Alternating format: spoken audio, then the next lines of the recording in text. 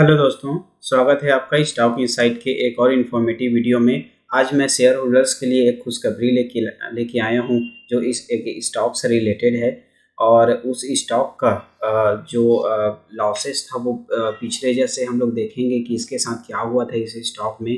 तो जैसा कि हम लोग सभी जानते हैं कि 2019 से 2021 तक का जो कोविड का टाइम था, तो सारे कंपनीज उसमें पूरे लॉसेस झेल रहे थे। और इसमें सबसे ज़्यादा जो लॉस हुआ वो micro cap small cap companies का हुआ, जो जिनका जो मार्केट कैप है उतना नहीं है। तो ऐसी कंपनीज को बहुत ही लॉस हुआ। एंड साथ ही साथ शेयर होल्डर्स भी इसमें फंस फंस चुके थे, जो इसमें इन्वेस्ट किए थे ऐसे स्टॉक्स में। और इन स्टॉक का जो प्राइस था, वो जो हाई प्राइस में जो परचेस किए थे वो वहाँ पे जाके वो फंस गए थे। और उनको ना सेल करते बन रहा था, ना उसमें वो उनको प्रॉफिट जनरेट कर पा रहे थे।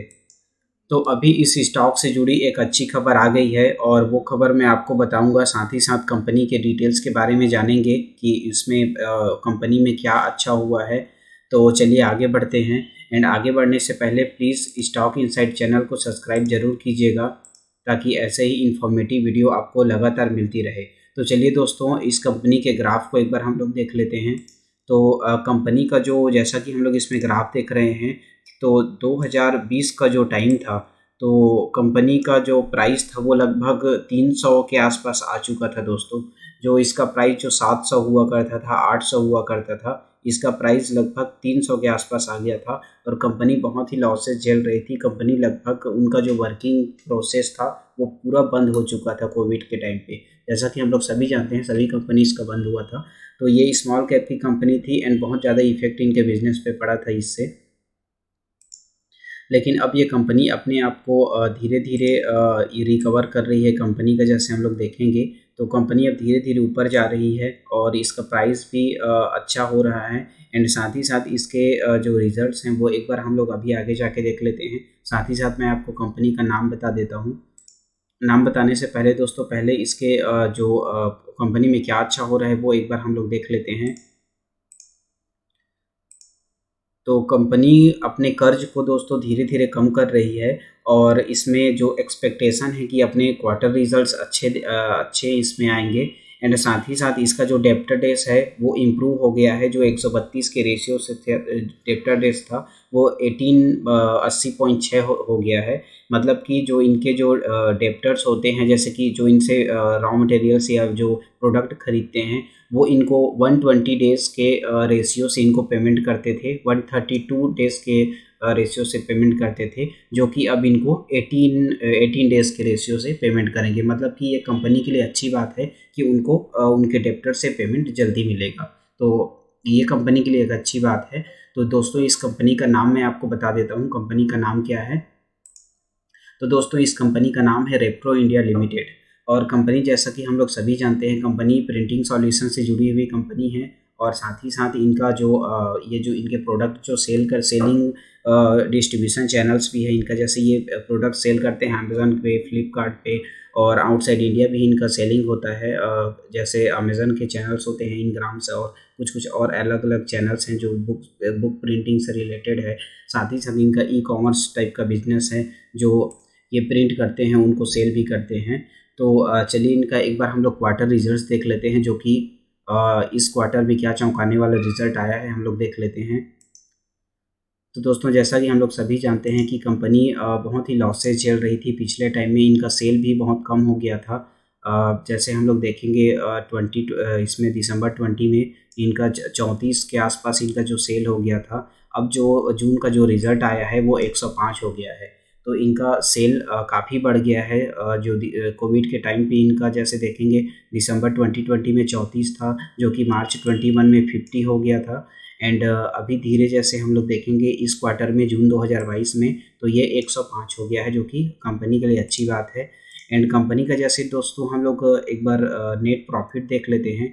तो नेट प्रॉफिट जो माइनस में आ रहा था इसका, जैसे कोविड के टाइम पे देखेंगे 2020 में तो -10 था दोस्तों। उसके बाद से 2021 में -5 था। और जून 2021 में देखेंगे तो -5 ही था। एंड उसके बाद जैसे दिसंबर 21 में देखेंगे तो -6 था। फिर मार्च 22 में देखेंगे, पिछले क्वार्टर में, तो वो था -4।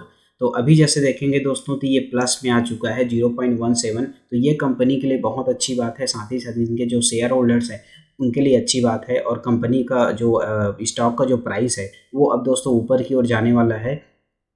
तो बिल्कुल ही मेरा आपको सजेशन रहेगा कि इस स्टॉक में बने रहें, एक भी कोई भी शेयर को सेल ना करें। एंड चलिए दोस्तों, एक बार मैं इनके जैसे कि मैं आपको इसका क्वार्टर रिजल्ट्स दिखा दिया कि क्वार्टर रिजल्ट्स अब इनका बेटर हो रहा है एंड कंपनी अपने कर्ज को भी लगातार कम कर रही है। तो इनका जो डेप्टर डेज है, जैसा कि मैंने बताया कि जो इनके डेप्टर्स हैं जो इनसे प्रोडक्ट खरीदते हैं वो अब इनको जल्दी पेमेंट करेंगे। इनका जो रेशियो है डेप्टर डेज रेशियो वो कम कम हो गया है। एंड अब इसका दोस्तों एक बार मैं आपको प्रॉफिट एंड लॉस सेगमेंट में जाके इनका ईयर ऑन ईयर एक बार रिजल्ट दिखा देता हूँ। तो दोस्तों यहाँ पे हम लोग कंपनी का शेयर कैपिटल देख लेते हैं। तो शेयर कैपिटल दोस्तों बढ़ गया है, 13 हो गया है जो कि 12 था। एंड कंपनी का जो रिज़र्व देखेंगे तो कंपनी का रिज़र्व 2019 के टाइम पे 226 हुआ करता था। एंड उसके बाद से कंपनी का रिज़र्व अभी 248 हो गया है। एंड कंपनी का जैसे हम लोग लाइबिलिटीज़ देखेंगे दोस्तों तो लाइबिलिटीज़ मार्च 2019 में 91 था। उसके बाद इसका लाइबिलिटीज़ 56 था। एंड उसके बाद मार्च 21 में जो पिछले क्वार्टर था उसमें 74 हो गया था। लेकिन अब इसका लाइबिलिटीज़ 66 है जो कि इनका अपने कर्ज को ये लाइबिलिटीज़ को कम कर रहे हैं। इनका जो बोरोइंग्स देखेंगे दोस्तों तो बोरोइंग्स भी इसके कम हो रहे हैं। लगभग जैसे 2020 में देखेंगे तो 165 था जो कि अब इसका लगभग ये आ गया है 102 में आ गया है जो 165 था। तो ये भी कंपनी के लिए एक अच्छी बात है कि कंपनी अपने कर्ज को कम कर रही है। दोस्तों जैसा कि मैंने बताया कि डेप्टर डेज का जो रेशियो है वो कम हो गया है। एंड कंपनी का जो इन्वेंट्री डेज है, इन्वेंट्री डेज इनका दोस्तों 2021 में बढ़ गया था जो कि अभी फिर से 95 में आ गया है। जो कि इन्वेंट्री डेज क्या होता है कि इन्वेंट्री डेज ज़्यादा नहीं होना चाहिए क्योंकि कंपनी अपने बनाए हुए प्रोडक्ट को जल्दी सेल कर दे, ये कंपनी के लिए अच्छी बात होती है। एंड डेज पेबल जैसे देखेंगे दोस्तों तो 173 हो गया था। इससे पहले मार्च 2020 में 68 था जो कि बढ़ के 173 हो गया था। मतलब कि अपने कंपनी अपने जो कस्टमर्स हैं उनको पेमेंट नहीं कर रही थी, बहुत लेट से पेमेंट कर रही थी। लेकिन अब ये रेशियो कम ठीक हो गया है, 97 में आ गया है। मतलब कि अब कंपनी अपने जो उनके जिनको भी कंपनी को जो पेमेंट करना है वो अब टाइम पे कंपनी अपना पेमेंट भी करेगी। मतलब कि जो रेशियो पहले था वो रेशियो अब कम हो चुका है।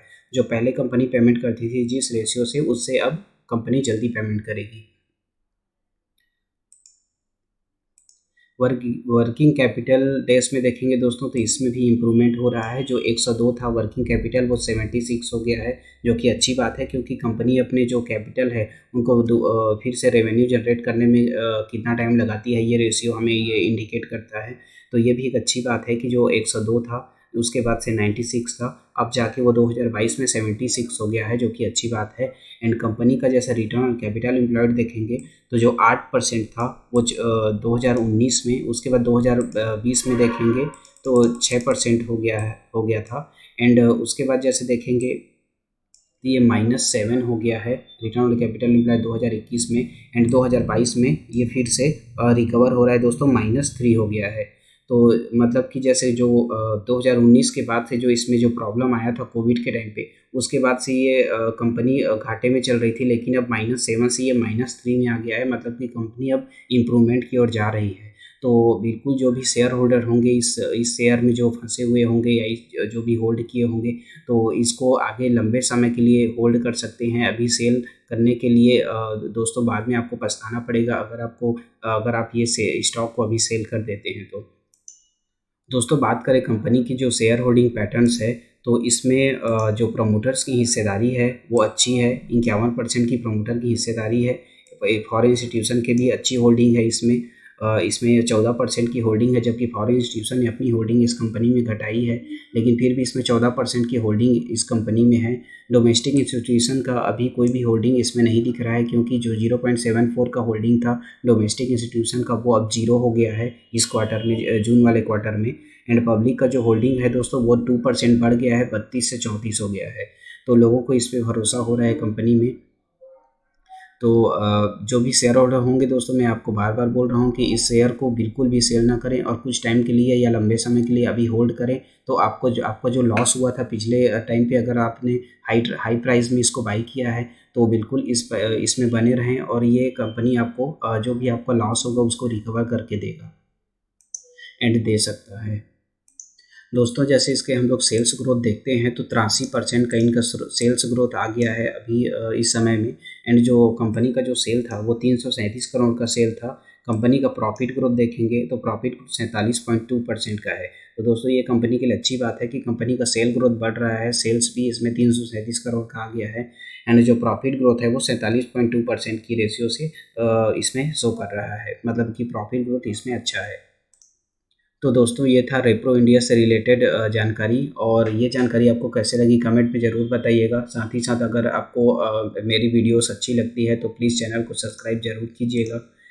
चैनल का नाम है स्टॉक इनसाइट, और ताकि ऐसे ही वीडियोस आपको लगातार मिलती रहे और मैं अच्छी इन्फॉर्मेटिव वीडियो आपके लिए बनाता रहूँ।